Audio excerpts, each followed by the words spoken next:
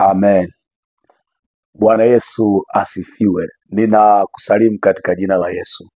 Karibu kwenye ibada nzuri sana ya siku ya leo, na niliye mbele yako ni Mwalimu Mwafyela, mtumishi wa Mungu kutoka Dodoma. Ninakupenda sana na tamani sasa unisaidie jambo moja, mwalike na jirani yako, mwalike na rafiki yako, mwalike na ndugu yako, mwambie karibu ibadani. Tunakukaribisha kwenye ibada hii. Tunapatikana, tunaonekana na tunasikika kupitia TZ Gospel TV Tanzania.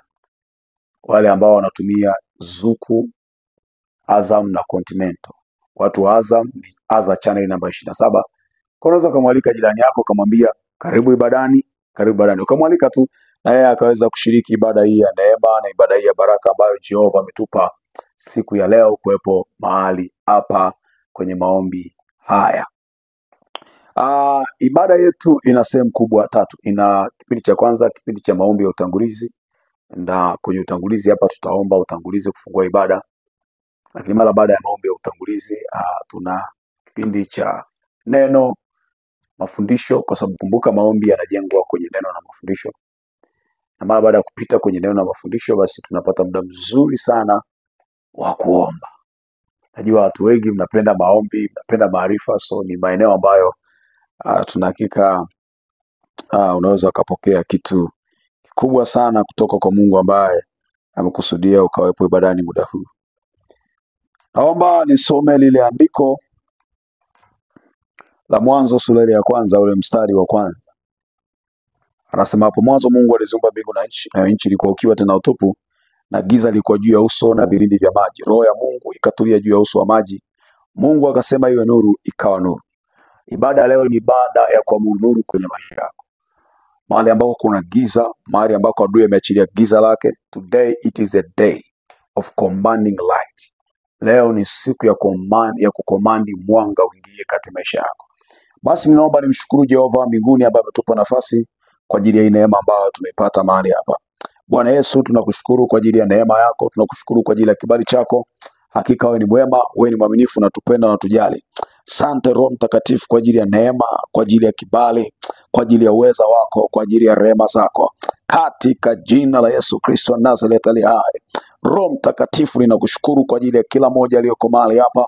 Asante kwa ajili ya udada, asante kwa ajili ya kaka, asante kwa ajili ya binti, asante kwa ajili ya baba, kwa ajili ya mama. Mungu, ninakutukuza kwa ajili ya neema yako. Asante ni Shaddai kwa ajili ya rehema zako juu yetu tena. Ripo koria mashanta rabakoria mandera. Zenteke de beloja para anta rabadoska. Rimashanda rabakoria mazanda rabadoska.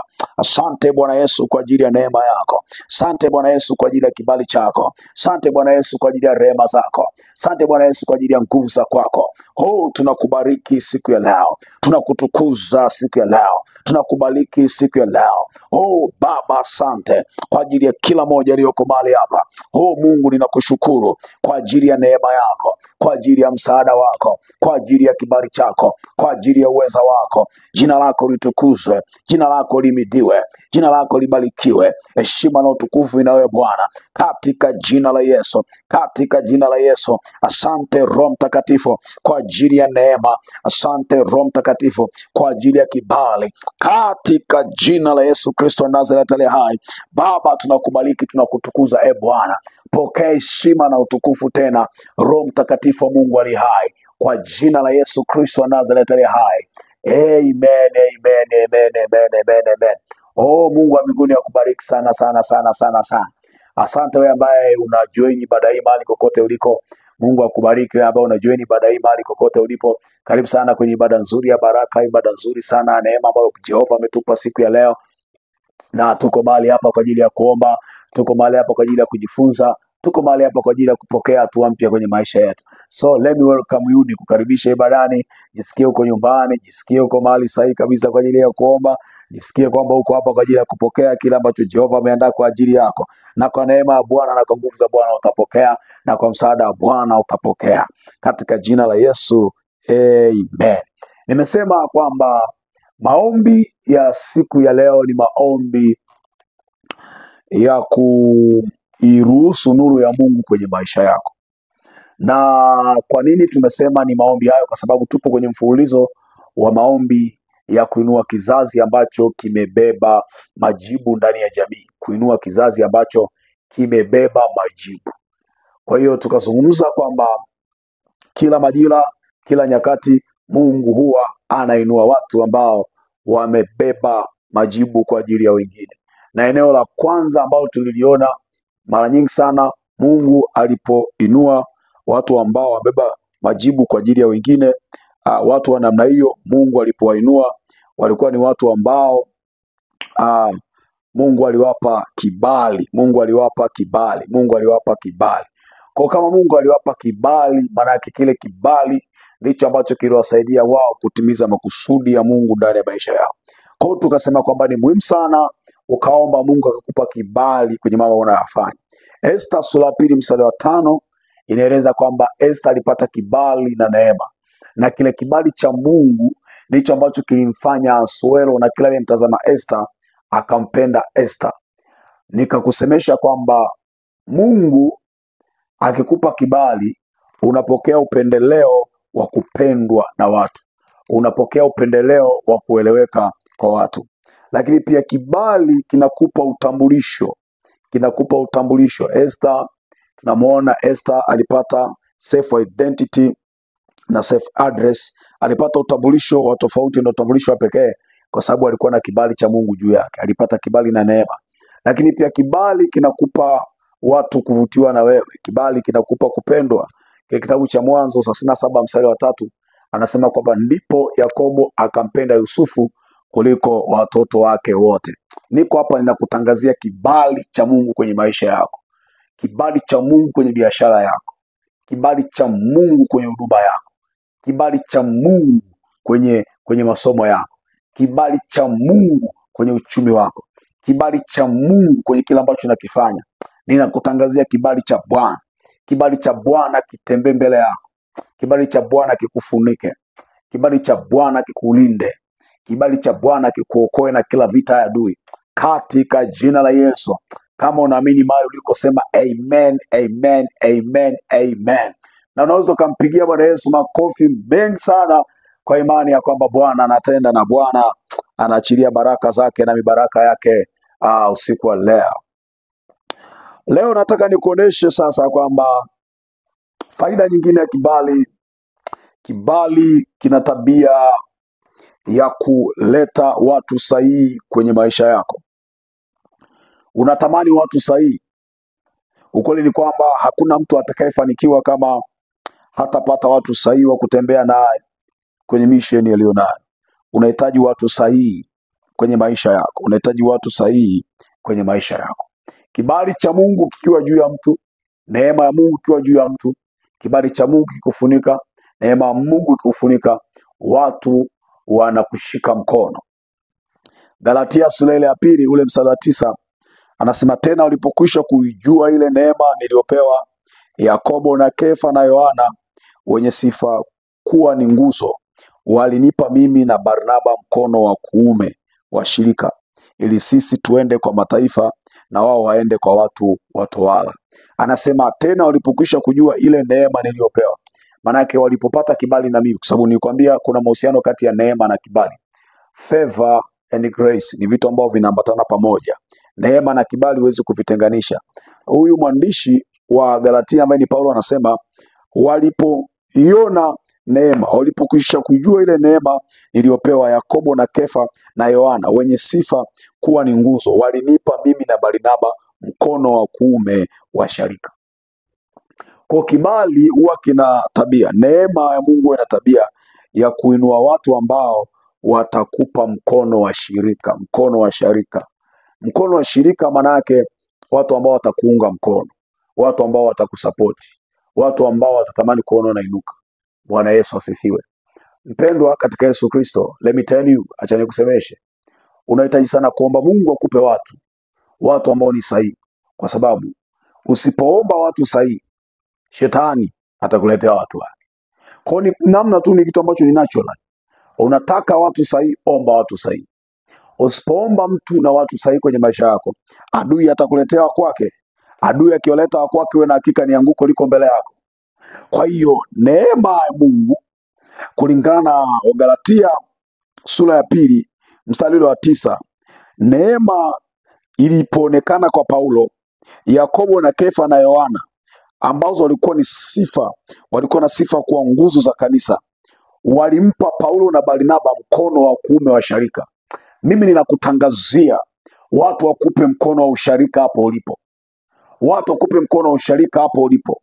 Watu wakupe mkono wa kukuunga hapo ulipo. Watu wakuunge mkono mawazo yako.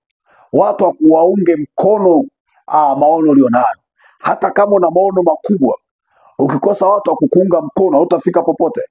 Unahitaji watu ambao watakushika, watu ambao watakutoa chini, watakuweka juu, watu ambao watakutia moyo. Pokea hiyo neema kwa jina la Yesu. Kuna mtu unapokea watu ambao watatembea nawe kwenye biashara. Unapokea watu ambao watatembea na wewe kwenye kazi yako. Unapokea watu ambao watatembea na wewe kwenye uchumi wako. Unapokea watu ambao watatembea na wewe kwenye hiyo kazi ulionayo, katika jina la Yesu. Na wakati mwingine wengine wanaweza kaa sio wapya. Haleluya. Wanaweza kaa ni watu ambao hujawahi kuwa nao, lakini ndio ambao Bwana amewaleta kwenye maisha yako. Usije ukaogopa. Mungu atakuinulia watu, atakuletea watu ambao watakupa mkono wa sharika, watu ambao watakutia moyo hata mahali ambako umechoka, watu ambao watakushauri kwa kweli na haki, watu ambao watakuwa na wewe kwenye kila hali, watu ambao watatembea na wewe kwenye kila majira, watu ambao hata kama uko katikati ya misiba watalia na wewe. Pokea hiyo neema kwa jina la Yesu Kristo. Ninafukuza watu wasio sahihi kwenye maisha yako, wale watu ambao wako na wewe wakati wa raha. Tunakemea hizo roho, hizo ni roho za giza. Tunatamani watu ambao watatembea na wewe hata katikati ya misiba ya kwako, hata katikati ya maumivu ya kwako, hata katikati ya vita ya kwako, hata katikati ya majonzi ya kwako, hata katikati ya maumivu ya kwako. Pokea hiyo neema in the name of Jesus. Receive such kind of grace in the mighty name of Jesus Christ. Sikia nikusemeshe, watu wengi wamekwama kwa sababu hawajajua kwamba kuna umuhimu mkubwa sana wa kumwomba Mungu wanunulie watu sahihi, kwa sababu adui anapotaka kukuangusha anatumia watu, na Mungu akitaka kukuinua anatumia watu. Shalom, unanielewa mahali uliko? Kwa hiyo kuna wakati ambao usipoomba neema ya watu sahihi kwenye maisha yako, adui ataleta wake. Na acha nikusemeshe, unahitaji watu wafuatao. Unahitaji watu wafuatao kwenye maisha yako. Kisha uko nao. Kama vile ambavyo duniani wanasema kwamba nina mwanasheria wangu, si ndio? Na kuna wengine hapa ni wanasheria wa watu. Wengine mpaka saa hizi wanasema nina mtumishi wangu. Kama ambavyo kuna mtu sasa yuko live na uko live sasa hivi, na uko hapa kwenye TV unatazama, unasema mimi mtumishi wangu ni mtumishi Ayubu. Fine, sijakataa. Hakikisha una watu wa aina hii.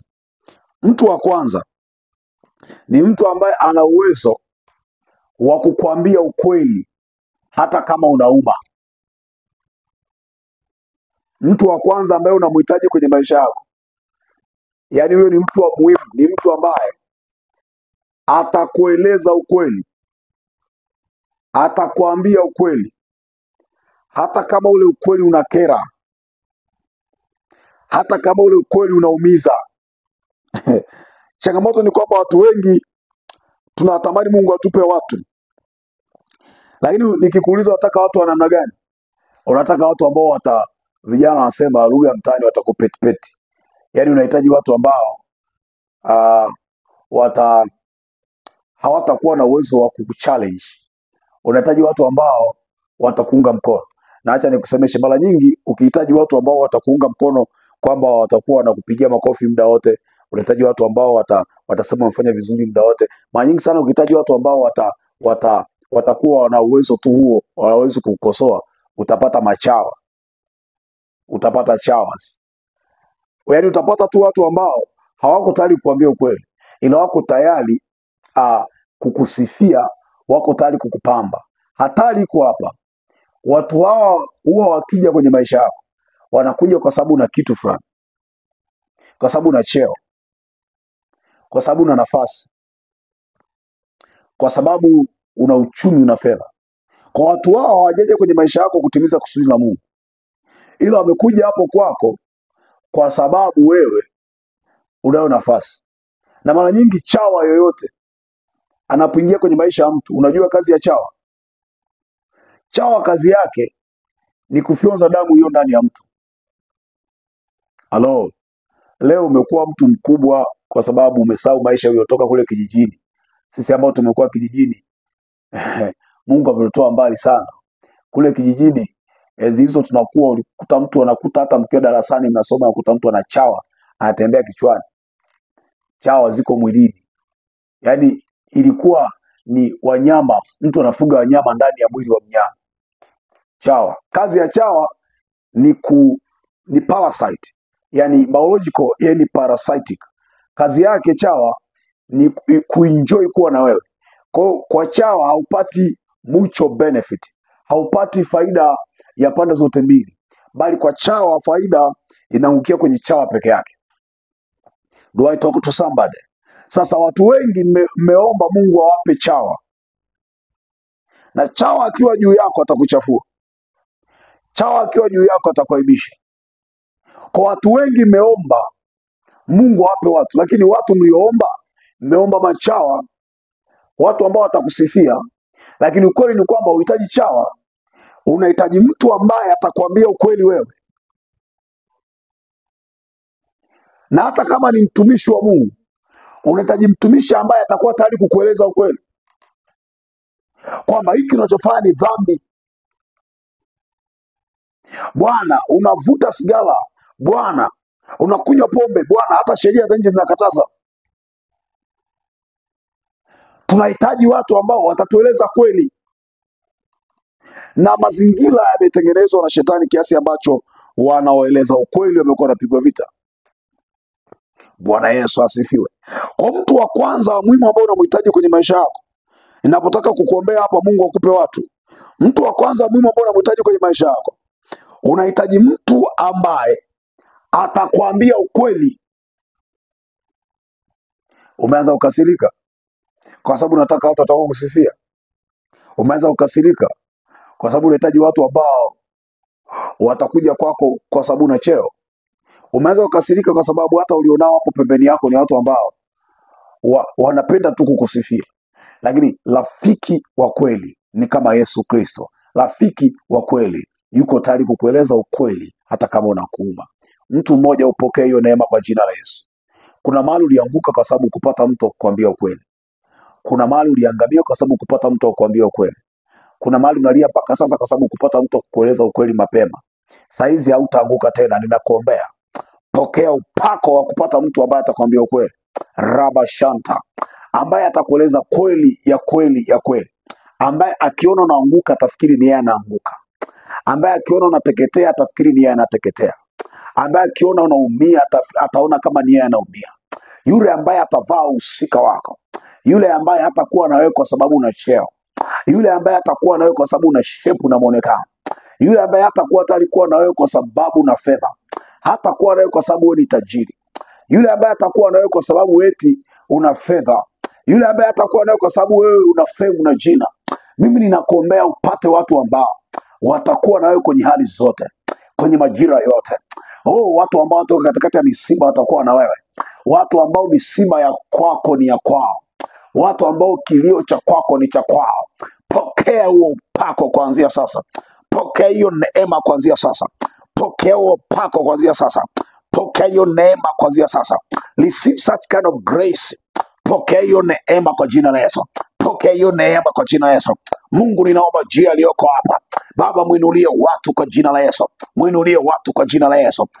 Ninakutangazia kwa jina la Yesu. Pokea neema ya watu. Pokea neema ya watu. Watu walio sahihi kwenye hiyo biashara. Unahitaji wateja ambao ni sahihi katika jina la Yesu. Ripakosa tera zikantaka daba ripokoza teka labadabaloja ramashanta kadabadabaladaba.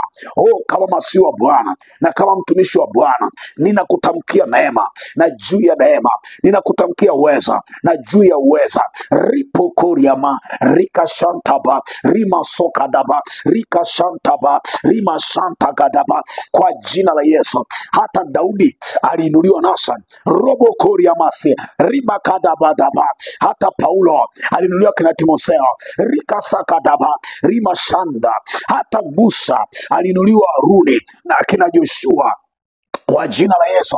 Nami ninakuombea sasa nikiwa mahali hapa, rika sokadaba rimakotaba zakela kadoja rimasakanta rimashanda. Kuna mahali ambako Musa alishindwa, lakini wale ambao Bwana amewainua kwa ajili yake, walimtegemeza, walimtia nguvu, walimtia moyo. Rakasa repokota baladaya da rimashanta kadaba rika santa kadaba rebobo shaka ikataka daba. Kuna mahali umeanguka, ninakutangazia neema. Watu wainuke ambao watakuinua. Biashara yako imeanguka, wainuke wale ambao watakuinua. Riboko ramashanda rika shanda rika saka yantaraba rika shanda. Kwenye maombi ya siku ya leo, ropokoria ripokoria zatakadaba ropokoria, pokea hiyo neema juu ya neema, pokea hiyo neema juu ya neema, pokea hiyo neema juu ya neema, pokea hiyo neema juu ya neema. In the name of Jesus, in the name of Jesus, in the name of Jesus, katika jina la Yesu. Rapakatabadaba reketepe ropokoria jantakadaba rapakuja ramashanta ramasanta riamashanda ramasaka. Neema ya Bwana inapita mpaka ulipo. Uweza wa Bwana unapita mpaka ulipo. Neema ya Bwana inapita mpaka ulipo. Neema ya Bwana inapita mpaka ulipo. Ripokoria mashanda rika shanta balada rika shanda la bakoria. Ninakutangazia upako wa destiny helpers, na kutangazia upako wa watu ambao watabeba hatima yako, destiny helpers. Reposha rabasuka ramashanda ramasaka. Destiny helper wa Musa alikuwa Joshua na Haruni, alikuwa kina Jairo. Na mimi nakutangazia sasa katika jina la Yesu, katika jina la Yesu, katika jina la Yesu. Endelea kuomba hapo ulipo. Ropokoto rapakataba rapakataba remashanta ramasaika ramashanda ramasaka rikashanta ramasuka ramashanda ribokoria rimasaka ramashanta rimasuka, kwa jina la Yesu Kristo Nazareth aliye hai. Rabakushakadaba. Sio kama kuna mtu unaanza kuomba hapo ulipo, unasikia kutembea tembea tembea, nena, tuko hapa tunaomba. Rakasakata badabadaba. Kila mipango ambayo adui ameiachilia ili kuondoa watu walio sahihi kwenye maisha yako, katika jina la Yesu tunaikemea katika jina la Yesu. Sikiliza, kuna wakati ambao adui wanaandaa mpango na mipango yake anakuondolea watu sahihi kwenye maisha yako. Kuna watu ambao Mungu anawainua kwa ajili ya kutembea na wewe, kwa ajili ya kukushauri kwenye huduma ulionayo, kwenye kazi ulionayo. Kuna watu Mungu ana tabia kuwaleta hapo, lakini angalia namna ambavyo shetani ni waga, sio smart at all. Yeye jamani love sana, hajawahi kuwa smart, ila kwa sababu anawajua wanadamu, na kwa sababu wanadamu hawako makini, utashangaa mtu yule ambaye ndiye aliyebeba majibu kwa ajili yako, kwa kujua au pasipo kujua, ndio mtu ambaye mnagombana. Do I talk to somebody? Acha nikusemeshe, anza kuchunguza. Mara nyingi sana watu ambao wamebebeshwa hatima kwa ajili yako, kama utakuwa makini, utajikuta ndio watu ambao unagombana nao sana, ndio watu ambao hamuelewani sana, ndio watu ambao yani hata kwenye familia, yule mtu ambaye amebeba majibu kwa ajili ya wenzie, unashangaa na mtu ambaye ndugu zake wanampiga vita, lakini ndiye aliye na ushauri mzuri, ndiye aliyesikia sauti ya Mungu. Kwa hiyo ni kawaida ya shetani, ana uwezo wa kuondoa mtu kwenye maisha yako, akamuondoa mtu sahihi kwa kukugombanisha na yeye. Na ndio maana Yesu aliyajua haya yote, akasema kwamba hakikisha unasamehe 7 mara 70, kwa sababu kazi ya kusamehe ni kumleta yule mtu ambaye mligombana naye muda mrefu mkaa pamoja. Kazi ya msamaha ni kuhakikisha muondoki. Kwa kuna mtu ambaye yuko hapa, Mungu anasemesha. Mungu alikuinulia watu ambao wanatembea na wewe, lakini kwa kutojua ukagombana nao. Na wakati mwingine unahitaji msaada, wale watu ushagombana nao unaona uwezi tena kuomba msaada kwao. Sikia nikusemeshe, shida zina hii tabia, huwa zina tabia kukurudisha kwa watu ambao uligombana nao. Ushaipata shida, ushaipita mahali ambako unahitaji msaada, alafu anayeweza kukusaidia ni mtu yule ambaye ushagombana naye. Ukiangalia kushoto kulia, ni watu ambao ushagombana nao, ni watu ambao hawaelewani nao, na ndio ambao wanatakiwa kusaidie. Ni hatari kuliko kawaida, kwa sababu shetani alikuwa anajua kwamba kuna wakati ambao utahitaji msaada, kuna wakati ambao utahitaji kusaidiwa. Wewe hujakamilika kama binadamu. Yesu yupo anatusaidia kwa kutulia watu. Kwa hiyo kuna eneo ambalo adui anajua kabisa utahitaji mkono wa mtu ukupushi, kwa sababu alijua, akaachilia ugomvi katikati yenu, na ule ugomvi ulipoingia katikati, hakuna amani. Saizi hamwezi tena kushirikishana. Ulikuwa mnaweza mkakaa chini mkafanya dili ya biashara, mkajumua pamoja, mkaweka mzigo, mkafanya vizuri, lakini ghafla hamna. Juzi niliomba na mtu mmoja nikiwa nimetoka hapa redioni na hapa kwenye studio yetu ya TV tukiwa narusha hapa, kuna mtu akanipigia simu akanisemesha kwamba alikuwa na rafiki yake ambaye walikuwa wanashirikiana kuagiza mzigo nje. Wanaagiza nje mzigo, wanaleta, wafanya biashara pamoja, biashara pamoja, biashara pamoja, biashara pamoja. Ghafla wakaanza kugombana. Tokea wamegombana, wakaachana, hakuna aliyepiga hatua yoyote. Shetani alijua kabisa kwamba mafanikio yao wawili yapo kwenye wao kuwa kitu kimoja. Anajua shetani kwamba mkiwa kitu kimoja mnafanikiwa. Kwa akahakikisha wanagombana ili wasiwe kitu kimoja. Akahakikisha hawaelewani wale mabinti ili wasiweze kuagiza pamoja. Kwa the moment ninaongea naye ni wakati ambao tayari wameshagombana. Ndio maana unatakiwa makini sana. Unatakiwa muombe Mungu sana. Unatakiwa ulie sana mbele za Jehova. Mungu akutunzie watu waliobeba majibu kwa ajili yako. Oh Baba, mimi ninatamka kama mtumishi wako, huyu aliyoko sahihi, anayetazama TV sahihi, namtamkia upako watu waliobeba hatima kwa ajili yake.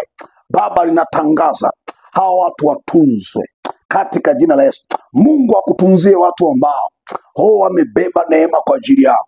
Mungu akutunzie watu ambao wamebeba hatima kwa ajili yako. Mungu akutunzie huyo baba yako. Mungu akutunzie huyo mama yako. Mungu akutunzie huyo mjomba wako. Mungu akutunzie huyo rafiki yako ambaye yuko tayari kukushauri. Mungu akutunzie huyo rafiki yako ambaye yuko tayari kukwambia ukweli. Mungu akutunzie huyo rafiki yako ambaye yuko tayari kuomba na wewe. Mungu akutunzie huyo rafiki yako ambaye yuko tayari kupeleka ibadani. Mungu akutunzie huyo rafiki yako. Mungu akutunzie huyo ndugu yako. Mungu akutunzie huyo mtu ambaye anatamani wewe ufanikiwe hata kabla yake. Kuna aina ya watu Mungu analetaga, wanatamani uone wewe unafanikiwa, wanatamani kuona wewe unafanikiwa. Mungu akutunzie watu wa namna hiyo. Mungu akutunzie watu wa namna hiyo katika jina la Yesu Kristo. Wale akina Nathan kwa ajili ya Daudi, Mungu akutunzie. Wale akina Joshua kwa ajili ya Musa, Mungu akutunzie. Wale akina Timotheo kwa ajili ya Paulo, Mungu akutunzie. Wale akina Barnaba kwa ajili ya Paulo, Mungu akutunzie katika jina la Yesu Kristo wa Nazareti aliye hai. Wale akina Haruni kwa ajili ya Musa, Mungu akutunzie katika jina la Yesu, katika jina la Yesu, katika jina la Yesu. Pokea neema in the mighty name of Jesus Christ.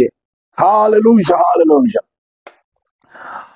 Biblia inasema Musa alipoingia kwenye maombi alinyosha mikono yake juu namna hii. And once man of God Moses alipokuwa under prayer, alikuwa akiomba Joshua akipiga vita na shinda, lakini mikono yake ikichoka ikashuka chini.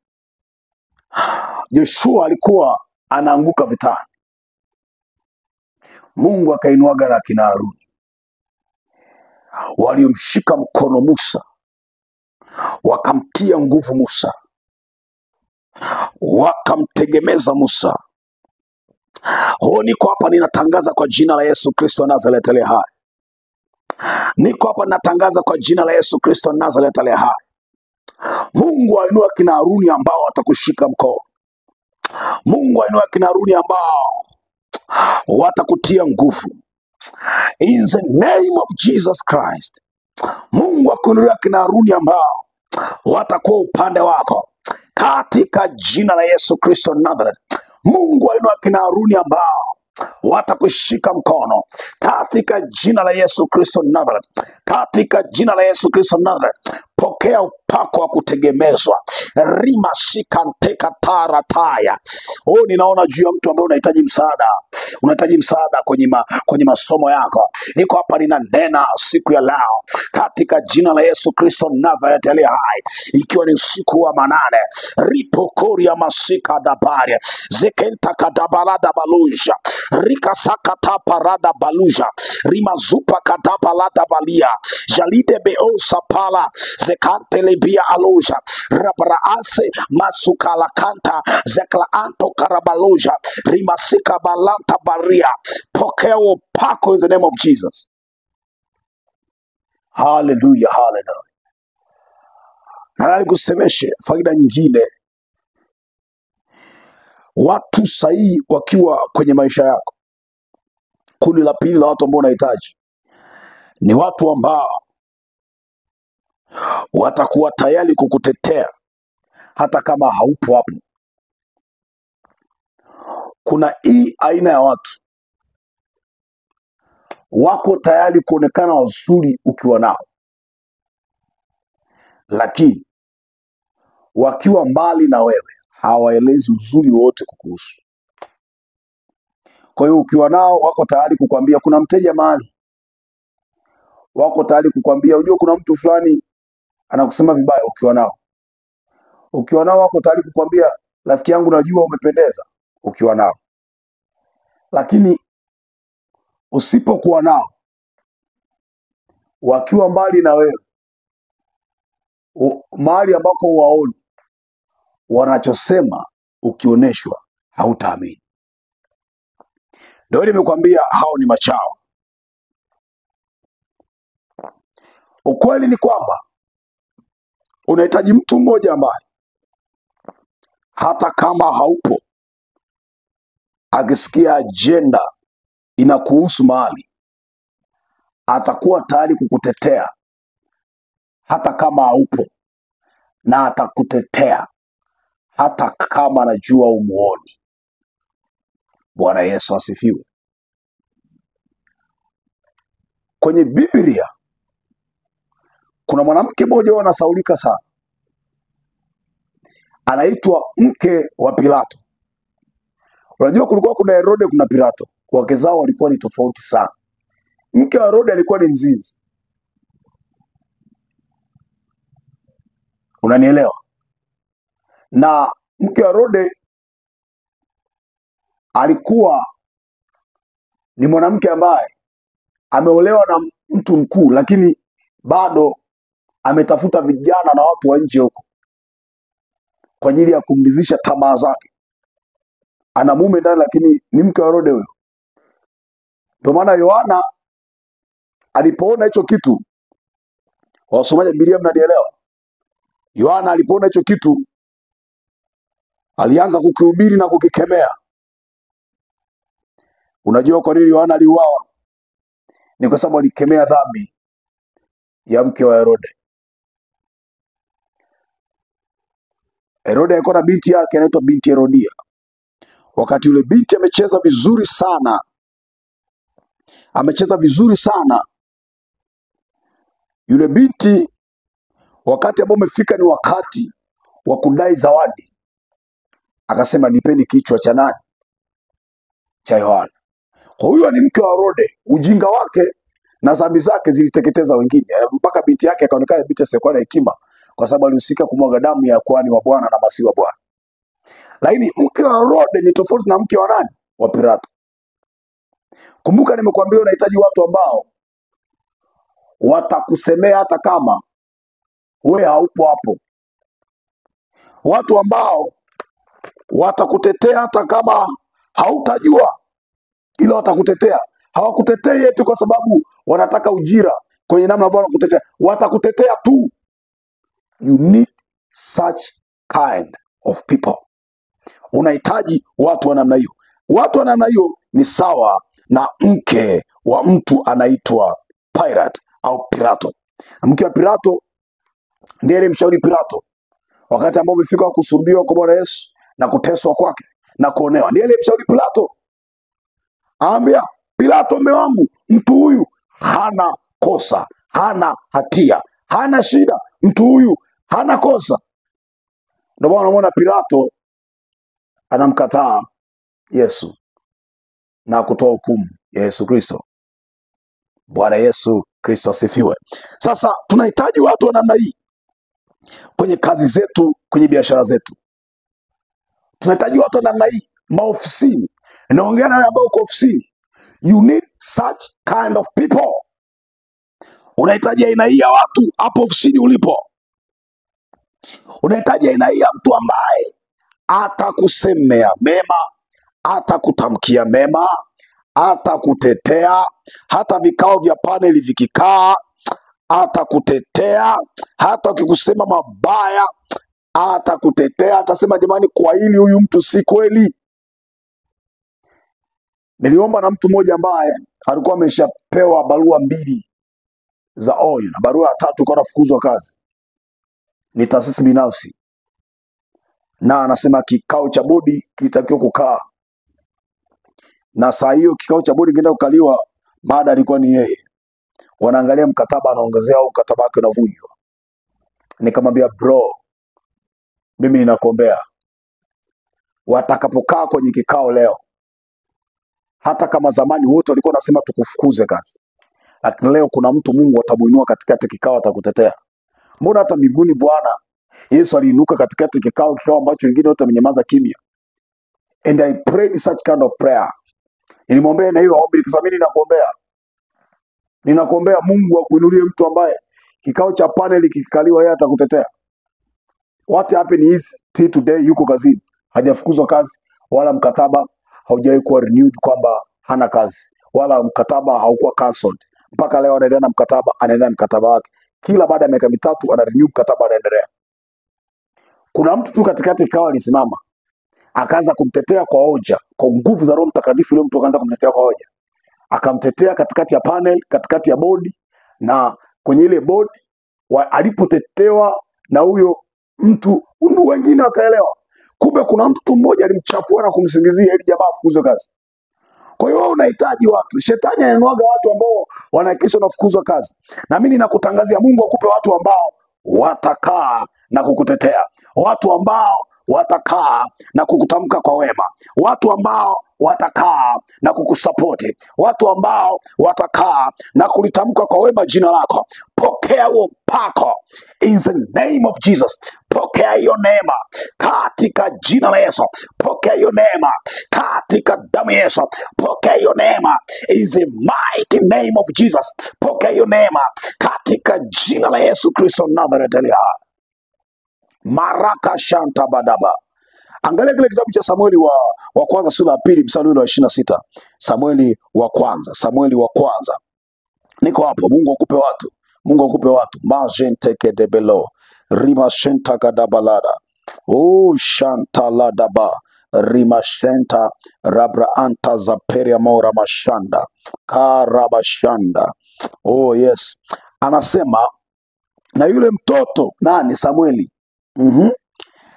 Anasema akazidi kukua, akapata kibali kwa Bwana na kwa watu pia.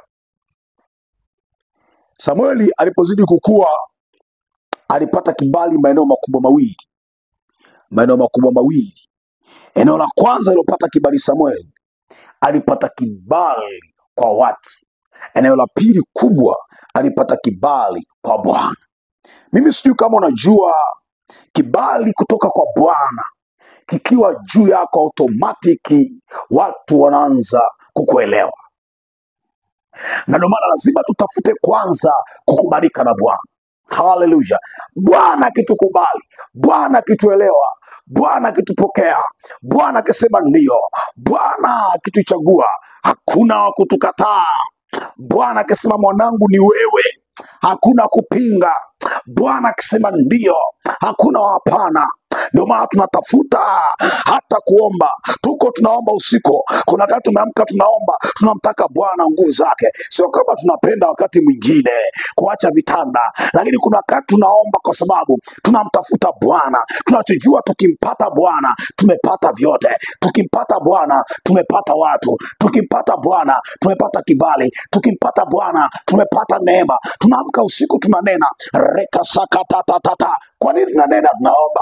Kwa sababu tunajua kabisa tukimpata Bwana hatuna wasiwasi. Biblia inasema ya kwamba na yule mtoto Samueli akazidi kukua, akapata kibali kwa Bwana na kwa watu pia. Watu walimwelewa, sio kwamba walimwelewa peke yao, kwa sababu Bwana alimwelewa. Uandishi wa Biblia ni very smart. Naongea na mtu mmoja anasema kwamba akapata kibali kwa Bwana. Ameanza neno kwa Bwana kabla kwa watu. Kwa hiyo it is a sequence. Kwa inaanza kwanza Bwana, alafu anakuja watu.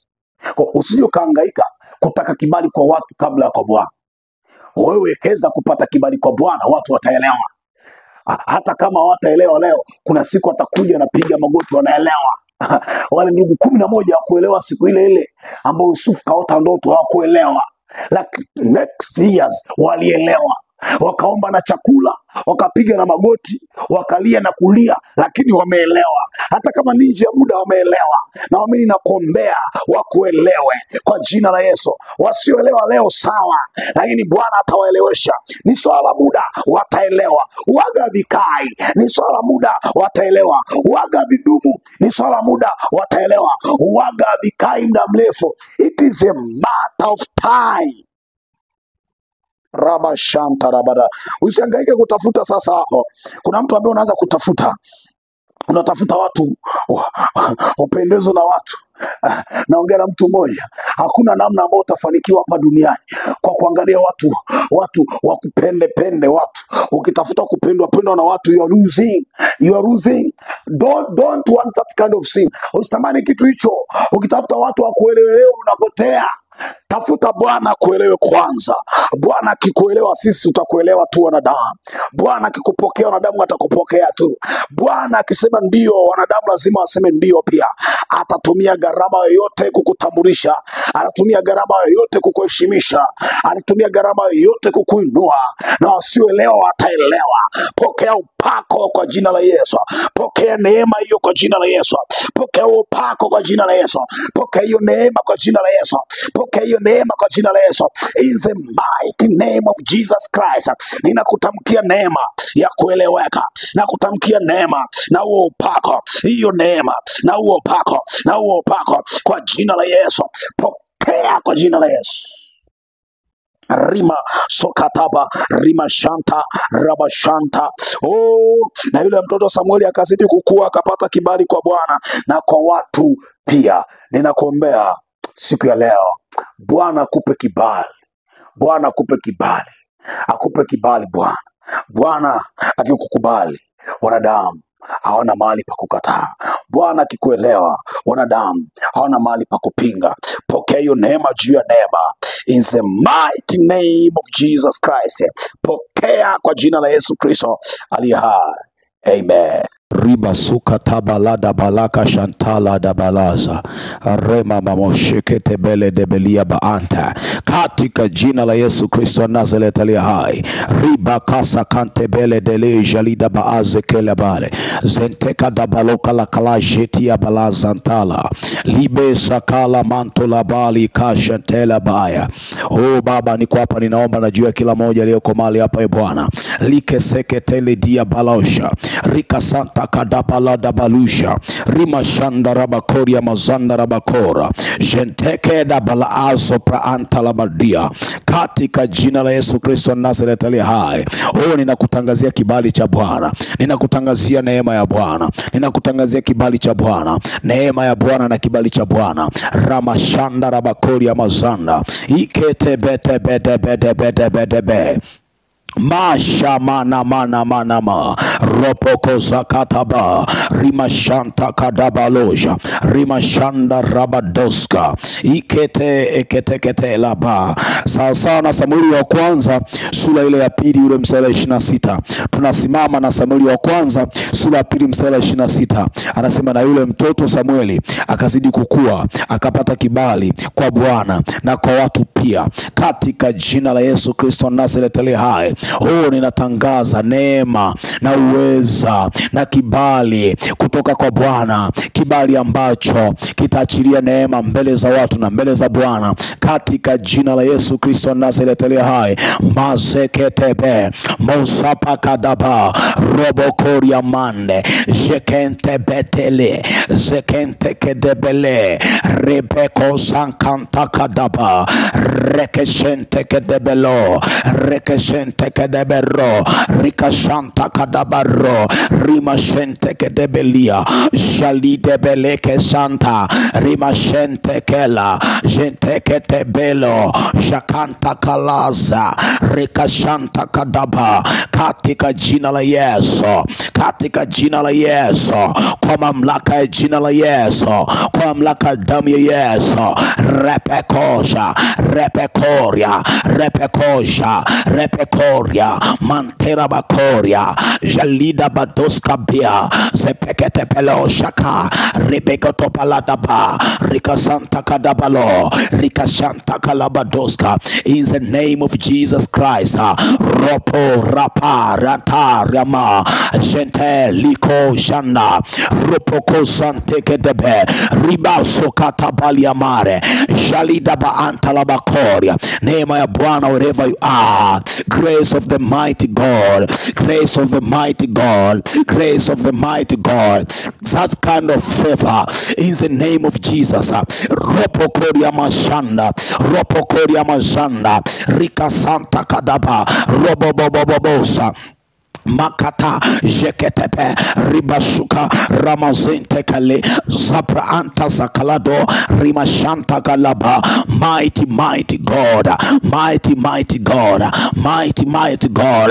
Mungu mwenye nguvu, Mungu mwenye uweza, Mungu mwenye nguvu, Mungu mwenye uweza, Mungu mwenye nguvu. Ribakante repekonta rimashanta ramadoska rimashanda mazikete jeperia soperia mande salida badia jalida badoskas rikasanta labadoskas rikasente lebediska rawashanta labakora salida balaka lakanta zakra anta kadebea jalida baanta labaduza rikasanta kalabalia zolada balada badabo rekadebedebedebeko rikatabadabadabadaba rikasheketebedebe rukashanta kadabalaba rikashente kadebelo rapakoria manta kadaba ropokoria masente kadebe ropokoria manta rebekoria mantera jalide bekente belo zeketa palada bala roko santa kadaba. Kama unaweza kanena mahali uliko, start to pray, start to pray, start to pray.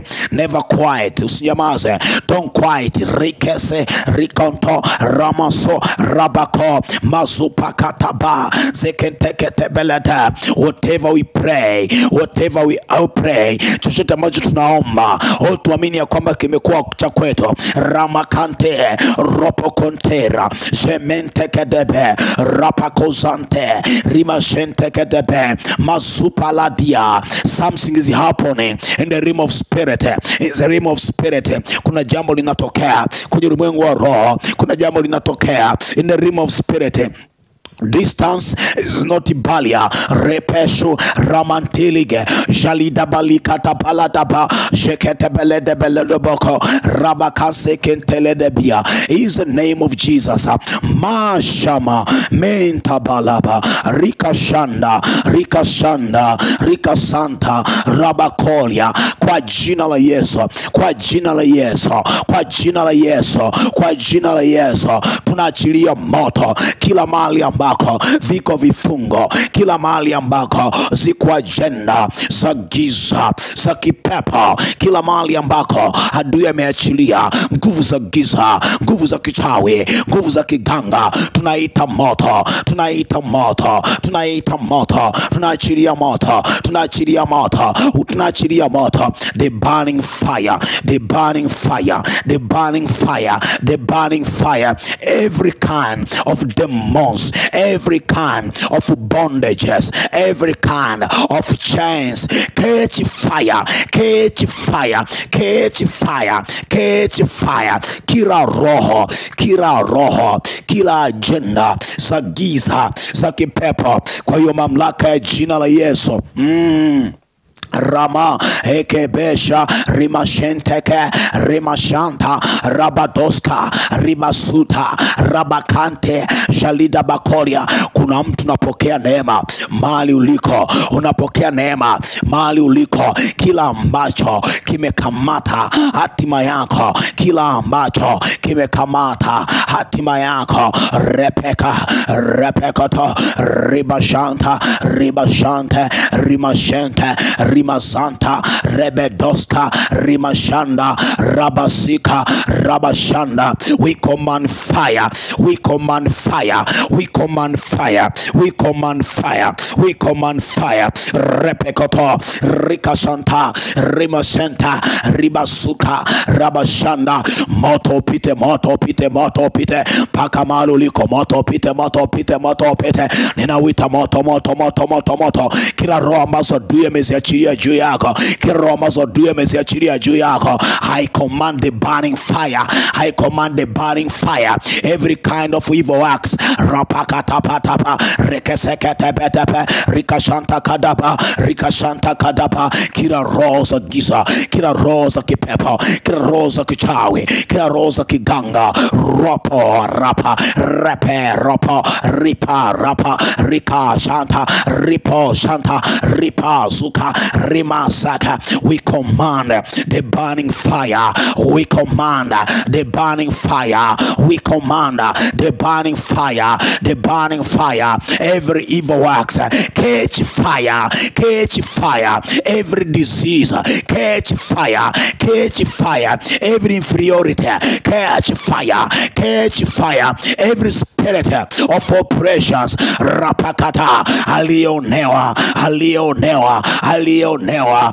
tunachilia moto. Rapeko ramashente rimashanta rabadoska rimaseka rimashanda ropokoto rimashanda. Catch fire, catch fire, catch fire. We release the fire, we release the fire. Rapaka ropokosa rimashanda ribakoria. Moto damies, moto damies, moto damies, moto damies, moto damies. Kila roho iliyokamata, iliyokamata, iliyokamata hatima ya kwako, kila roho ambayo imekamata uchumi wa kwako, kila roho ambayo imekamata hata watoto wako, rapasho repekosa rimasente ramashanta rabakoria rimasanta ribakaria. Every spirit roposha rikasakata ribedoboto remashanda rimashanta vinateketea. Vile ambavyo vimekamata hatima yako, vile ambavyo vimekamata uchumi wa kwako, rapa rekashanta ribashanda rabasaka. Pokea neema ya ukombozi, pokea neema ya ukombozi, pokea neema ya ukombozi, pokea neema ya ukombozi in the name of Jesus Christ, katika jina la Yesu Kristo ali hai. God bless you. Mashekalabadaba. Mungu akubariki, Mungu akubariki, Mungu akubariki. Ninasikia kumshukuru Mungu kwa ajili yako mahali uliko. Nasikia kumshukuru Mungu kwa ajili yako uliyeshiriki ibada. Ibada ya maombi. Kumbuka tuko hapa kuomba, tuko hapa kunena, tuko hapa kunena. Bwana Yesu nakushukuru kwa ajili ya kila mmoja aliyoko mahali hapa. Na umbariki, umrinde. Father, I honor glory to you in the name of Jesus Christ. Amen.